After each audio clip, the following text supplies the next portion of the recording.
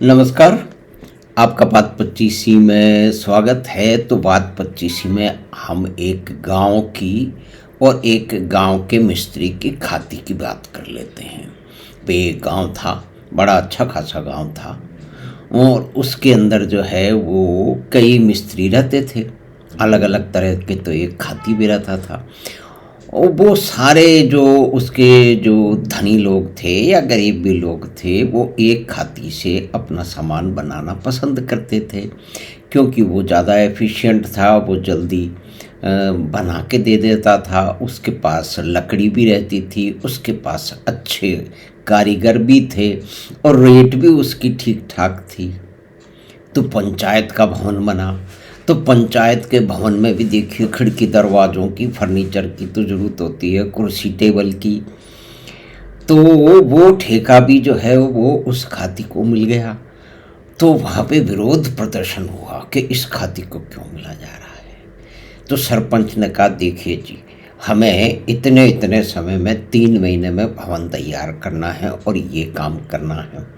अगर इसको देंगे, मान लीजिए कि उस खाती का नाम अडानी है, तो हम अडानी को अगर ये खिड़की दरवाजे का काम देंगे तो ये तो 2 महीने में कर देगा, क्योंकि इसकी हिस्ट्री ऐसी है, ये समय पर काम कर देता है। और दूसरे को देंगे तो उसकी संभावना ही नहीं है। अब आप सब विद्वान लोग जो हैं, पंच लोग हैं, तो डिसाइड कर लो।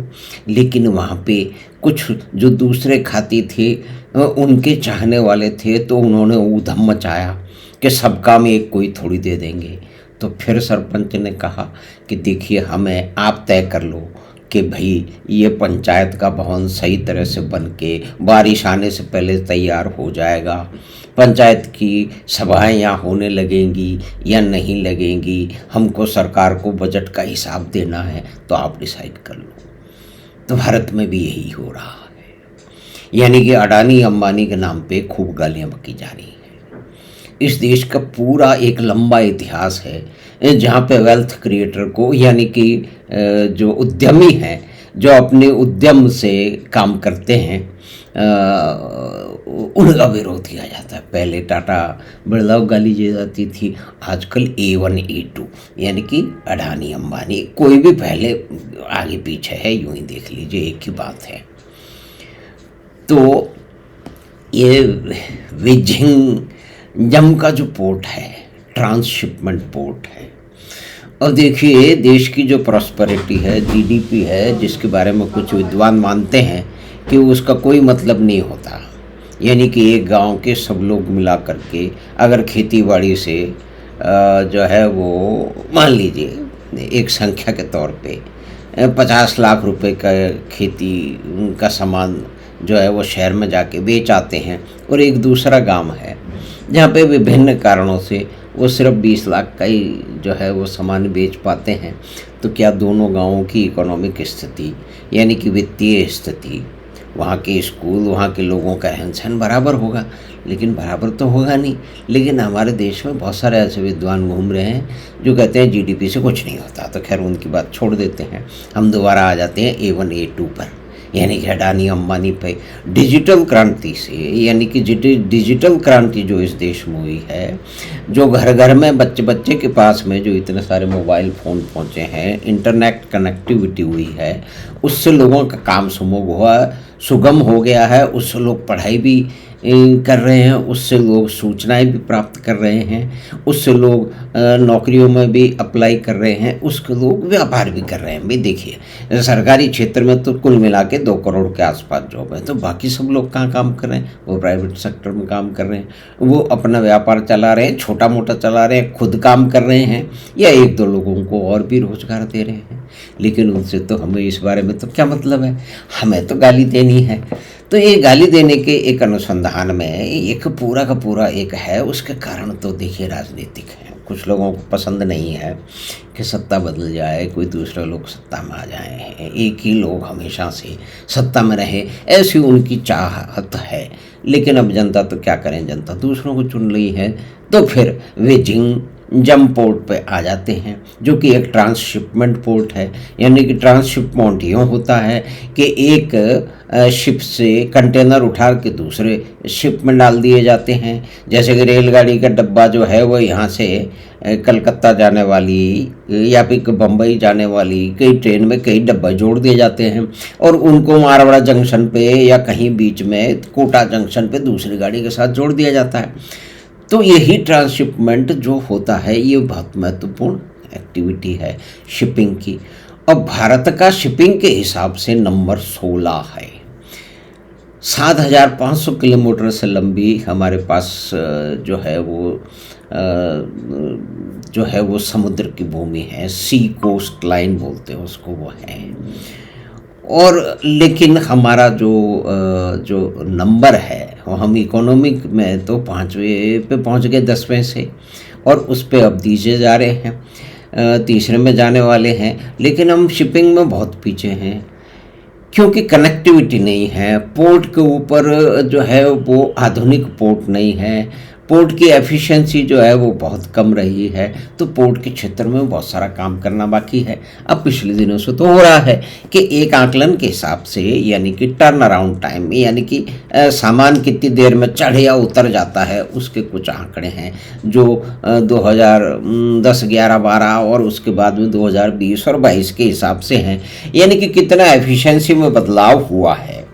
तो ये देखिए कि आप कलकत्ता के पोर्ट के अंदर पहले जहाँ 140 दिन लगते थे,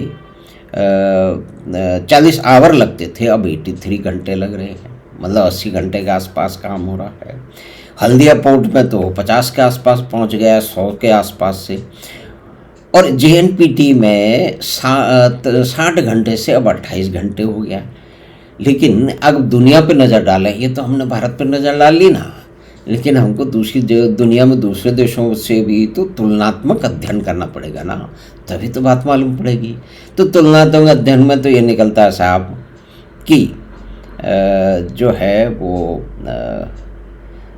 चाइना में जो सी ट्रेड है वो 47%, जापान में 34% है, अमेरिका में 12%, भारत में 6%। यानी कि 6 का 36, 7-8 टाइम्स हम चाइना से पीछे हैं। और जापान तो बहुत छोटा सा देश है, लेकिन उससे भी हम करीब 6 टाइम पीछे हैं। यानी कि हमारा पोर्ट इंफ्रास्ट्रक्चर इस काबिल नहीं है।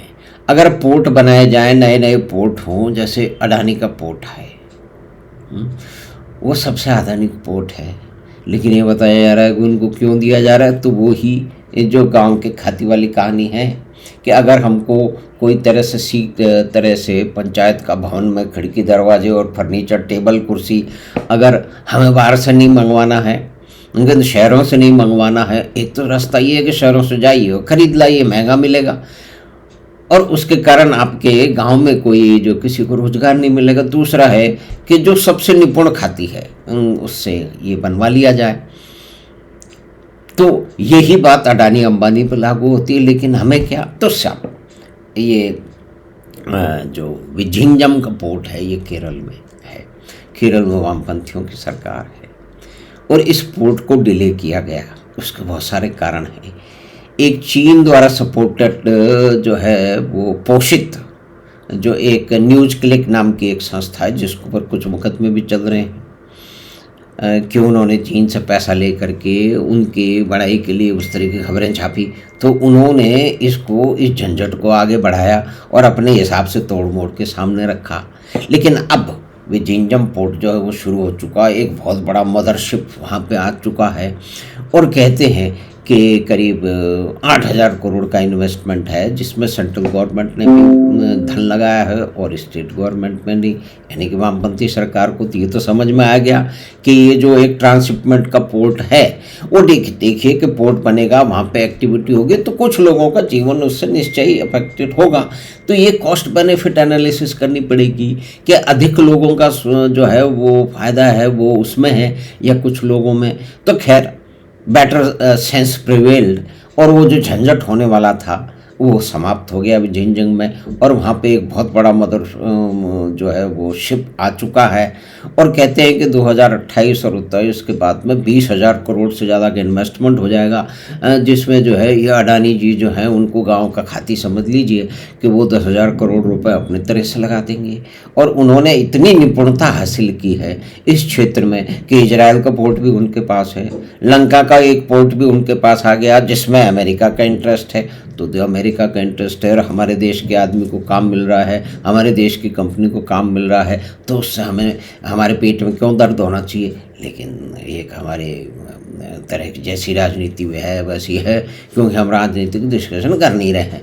लेकिन कुछ महत्वपूर्ण बातों पे, यानी कि पोर्ट से हमारी जो मैरीटाइम जो बिजनेस है वो 16वां स्थान है हमारा, और हम जल्दी से इकोनॉमी में 5 से तीसरे जो है वो सीढ़ी पे जाने वाले हैं। तो ये एक मिसमैच है, ये बहुत बड़ा मिसमैच है। तो अभी जिनजिंग पोर्ट जो है तो उसके आसपास में बहुत सारी जो इंडस्ट्रियाँ इसीलिए स्थापित होंगी, जैसे सड़क बनती है तो उससे उस क्षेत्र का क्योंकि वहाँ पे ट्रैफिक मूवमेंट होता है, वहाँ लोग आते हैं जाते हैं, तो वहाँ पे व्यापार आरंभ हो जाता है, चाय की थड़ी भी खुल जाती है और दूसरी दुकानें भी खुल जाती हैं और रिपेयर की शॉप भी खुल जाती हैं। यानी कि पूरी की पूरी एक वित्तीय एक्टिविटी या इकोनॉमिक एक्टिविटी उस क्षेत्र में बदल जाती है, लोगों का रहन सहन बदल जाता है, लोगों को नौकरियाँ मिलने लगती हैं। तो इसी तरह से विजयनगरम पोर्ट जो है वो केरल में है, और वहाँ के हिसाब से अब लोग कुछ विजयनगरम के आसपास में कुछ इस तरह की फैक्ट्रियाँ लगाएंगे कि वहाँ से वो सामान बनाएंगे और वो एक्सपोर्ट के लिए बनाएंगे, तो उनकी कॉस्ट भी कम होगी। लॉजिस्टिक कॉस्ट हिंदुस्तान में बहुत अधिक है, चीन और यहाँ पे करीब 20% का फ़र्क है। चीन में काम करने वाले, भारत में काम करने वाले कुछ उद्यमी मित्र इस बात को बताते रहते हैं, और आपको हमको वैसे भी मालूम है। तो देखिए A1A2 और गांव का खाती और अडानी एयरपोर्ट को दे दिए, क्योंकि सारे एयरपोर्ट के लिए अडानी साहब ने ही जो है ना बिड किया था, दूसरों को बिड से रोका नहीं गया था। बाकी और सबसे अधिक बोली लगा करके उन्होंने 6 वोट ले लिए। लेकिन हमारे यहाँ तो A1A2 की बात चलती रहेगी, क्योंकि कुछ लोगों की राजनीति इसी तरह से चलती है। तो चलिए राजनीतिक अपनी राजनीति चलाएं। हमने तो जो फैक्ट बेस्ड बात है वो कर ली। हमें आशा है कि भारत की इकोनॉमी, गांव के खाती, अडानी और ट्रांसशिपमेंट, विझिंजम पोर्ट और भारत के पोर्ट की स्थिति और जीडीपी, ये हमने एक समरी प्रस्तुत की है, तो वो आपको पसंद आई होगी। तो आप बात 25 को सब्सक्राइब करें और लिंक अपने मित्रों और परिवार के साथ साझा करें। हम आपसे फिर शीघ्र ही मिलेंगे बात 25 की अगली बात में। धन्यवाद, नमस्कार।